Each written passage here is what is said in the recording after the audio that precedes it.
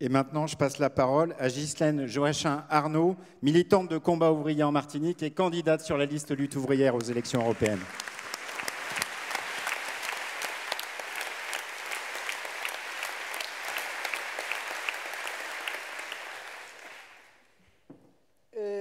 C'est mon premier meeting à la Mutualité.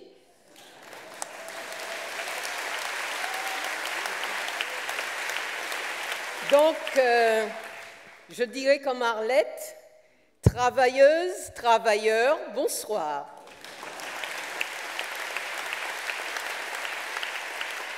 Mais j'ajouterai aussi, camarades et amis, bonsoir. L'histoire de l'impérialisme français a fait que je suis française et même européenne, bien que je vive et milite en Martinique à 7000 km d'ici. Il en est de même de mon camarade Jean-Marie Nomertin, qui vit et milite en Guadeloupe, et il en est de même du camarade Jean-Yves Payette, qui réside et milite à l'île de la Réunion. Nous sommes conviés à nous prononcer sur l'avenir de l'Europe en même temps que des dizaines de milliers d'électeurs dispersés de l'océan Pacifique à l'océan Atlantique, de Tahiti à la Guyane, de Mayotte à Saint-Pierre-et-Miquelon. Cette situation juridique résulte de plusieurs siècles d'histoire marquée par le brigandage capitaliste à l'échelle du monde, marquée aussi du trafic d'esclaves au génocide de peuples amérindiens et de bien d'autres peuples, marquée aussi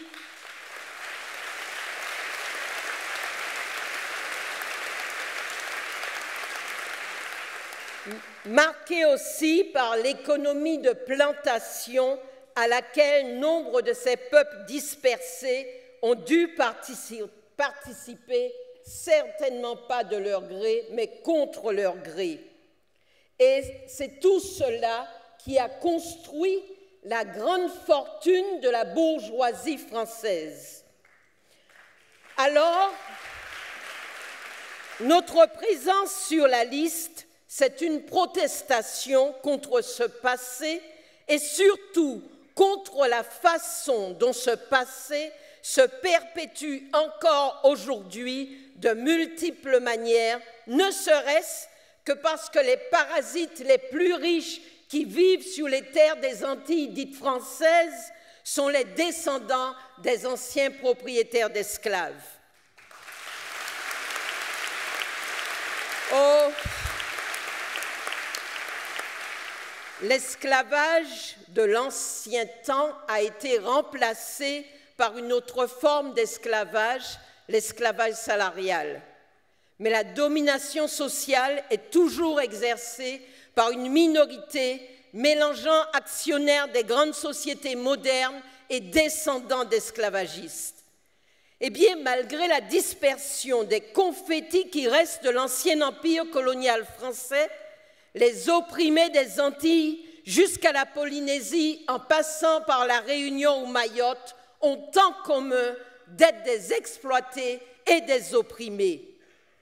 Et nous nous retrouvons tout naturellement avec nos sœurs et frères de classe, quelle que soit la couleur de leur peau, quel que soit le lieu où ils vivent.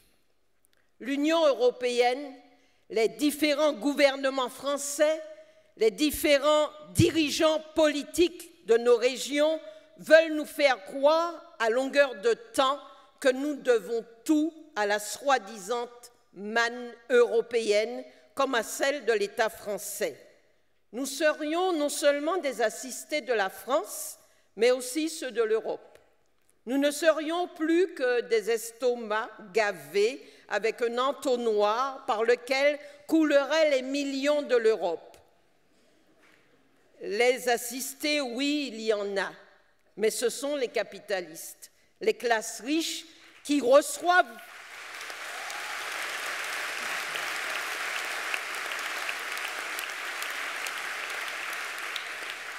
Les assistés, ce sont les capitalistes, les classes riches, qui reçoivent de l'Union européenne et de l'État français régulièrement des millions d'euros de subventions et d'aides. La défiscalisation en Outre-mer et les nombreuses niches fiscales font des ex-colonies françaises pratiquement des petits paradis fiscaux pour le grand patronat, les riches, la classe aisée. Beaucoup de riches, n'ayant jamais mis les pieds en Martinique, en Guadeloupe, en Réunion, à la Polynésie, placent leur argent dans les îles, car investir là-bas, c'est bénéficier d'une niche fiscale et en grande partie dans l'immobilier. Mais cela ne nous change pas beaucoup par rapport au plus beau temps des colonies, car bien des capitalistes qui exploitaient jusqu'au sang les travailleurs de la canne à sucre et qui possédaient les sociétés anonymes sucrières comme Feu, le baron Ampin par exemple, ne sont jamais venus aux Antilles, se contentant d'empocher les profits à 7000 km, et c'était le cas pour bien des sociétés capitalistes qui prospéraient dans les colonies d'Afrique ou d'Asie. Alors, l'Union européenne ne fait que reprendre à son compte la vieille politique coloniale. En 2015, l'Union européenne, et cela toujours en faveur des capitalistes et des riches, disait « L'Union européenne confirme que les aides à l'investissement outre-mer sont conformes au droit communautaire. » Les assistés ne sont donc pas ceux qui travaillent de 8 heures jusqu'à des fois 10 heures ou plus par jour pour des salaires de misère, et ce ne sont certainement pas les chômeurs permanents dont le taux avoisine 11,6% en Nouvelle-Calédonie, 22% aux Antilles en Guyane, plus de 35% à Mayotte et 24% à La Réunion. On nous dit que les routes, les ponts, les hôpitaux, les écoles et autres réalisations sont dus à la manne européenne comme ils étaient, on nous le disait avant, dus au bienfait de la colonisation. Et de grands panneaux publicitaires aux Antilles nous martèlent que l'Europe a fait ceci, l'Europe a fait cela. Mais ce sont les grosses sociétés capitalistes qui bénéficient des marchés ouverts par l'argent public, non celui de l'Europe. Ce sont ces sociétés qui en tirent des profits en perpétuant les bas salaires, les conditions de travail pénibles pour empocher le plus de profits possible. Si par exemple les fonds européens ont participé pour plus de 60 millions d'euros à la réalisation du transport en site propre, TCSP, ils rapportent surtout subventions et gros profits aux capitalistes de la multinationale Vinci. Dans l'agriculture, ce sont les plus gros planteurs de bananes et singulièrement des descendants des vieilles familles d'origine esclavagiste comme les Ayotte ou les Aubéry qui empochent subvention sur subvention européenne. L'entonnoir, c'est eux qui l'ont et par lequel ils sont gavés de millions. Au total, 129 millions d'euros de subventions ont été versés aux planteurs de bananes des Antilles françaises en 2017 et il en est ainsi chaque année.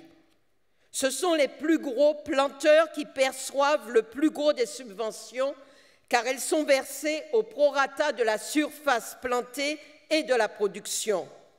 Les voilà, les assistés de l'Europe et de l'État français. Et ces subventions, ils les reçoivent après avoir déjà accaparé le profit tiré de l'exploitation éhontée des travailleurs. Il en est de même pour une série de possédants de grosses entreprises agricoles, également dans le secteur de l'élevage, de la viande, du bâtiment, des ponts et chaussées.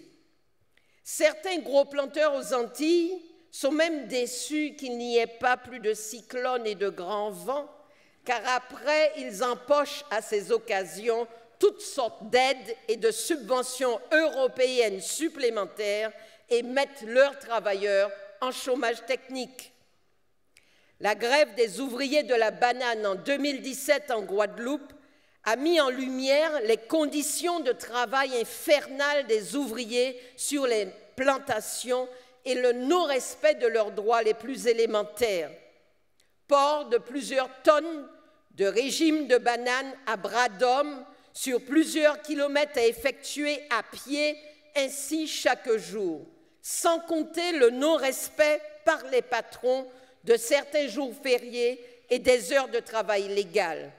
À cela viennent s'ajouter les déformations morphologiques, les maladies musculo-squelettiques dues au travail répétitif, les maladies respiratoires, les maladies de la peau, les cancers dus aux pesticides, une surmortalité des ouvriers agricoles en raison des pesticides comme le chlordécone et toute une série d'autres aussi nocifs.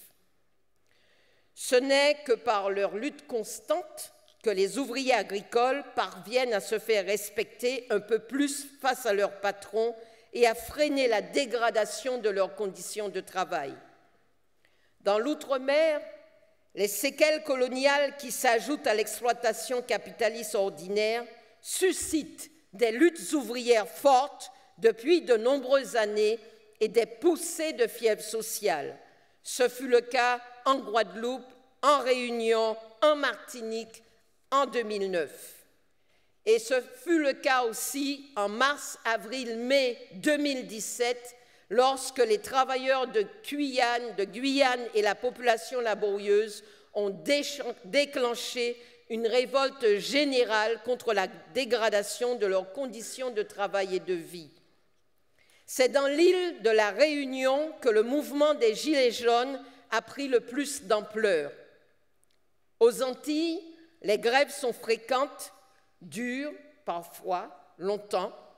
La dernière en date fut celle des travailleurs de Carrefour Millénis Promocash, en particulier les caissières, qui a duré 80 jours de novembre à mars dernier. Ce sont ces luttes qui, dans le passé, ont permis aux travailleurs d'obtenir même les maigres avantages qu'avaient déjà obtenus les travailleurs français, nos frères de classe en France, ici même. Il a fallu des années de lutte pour que les travailleurs antillais, guyanais, réunionnais obtiennent ne serait-ce que le même SMIC que dans l'Hexagone, les mêmes allocations familiales et les mêmes allocations sociales. Dans les ex-colonies françaises, il y a le feu sous la cendre.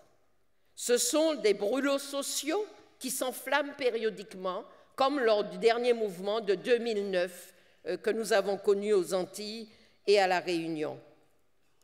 En votant pour la liste contre le grand capital, le camp des travailleurs, les travailleurs d'outre-mer comme les travailleurs de France ne changeront pas les choses. Mais ils pourront s'exprimer contre l'exploitation capitaliste et l'impérialisme de l'État français. Dans ces colonies où tant de décisions sont prises par l'État central à 7 000, 10 000, voire 12 000 kilomètres de distance, sans se préoccuper de la vie des populations locales, leur servir cette pseudo-démocratie qui consiste à les faire se prononcer sur l'Europe dénote un mépris cynique. Il n'est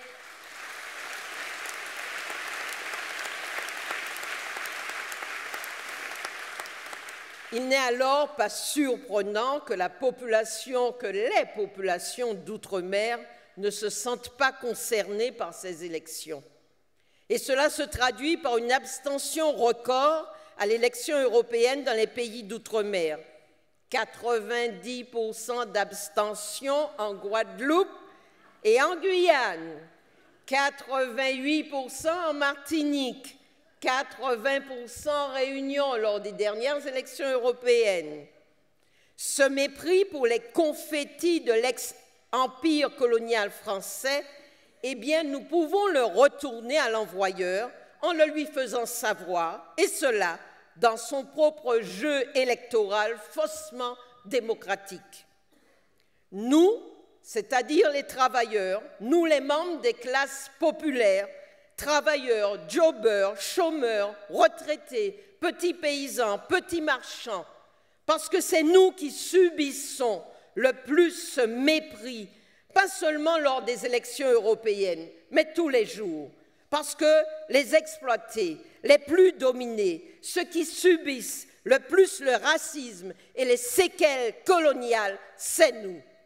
Bien sûr, nous ne leur envoyons lorsque nous nous mettons en lutte et nous leur envoyons dans leur propre figure. Mais en votant pour la seule liste qui se revendique du camp des travailleurs, nous pouvons affirmer notre appartenance à ce camp et notre approbation des exigences mises en avant par cette liste pour des augmentations de salaire, de pensions, d'allocations indexées sur l'augmentation des prix, pour des embauches massives et la répartition du travail entre tous sans diminution de salaire, pour le contrôle ouvrier sur le compte des entreprises. Les électeurs de ce qu'il reste de l'ancien empire colonial français ont certes toutes les raisons de se désintéresser de ces élections, mais s'abstenir n'est pas toujours la meilleure des solutions. Elle l'est lorsque nous n'avons pas d'autre choix. Or, là, il se trouve que les travailleurs d'outre-mer ont le choix de dire par leur vote pour la liste lutte ouvrière que nous sommes exploités en tant que travailleurs, dominés et méprisés en tant que peuple. Alors,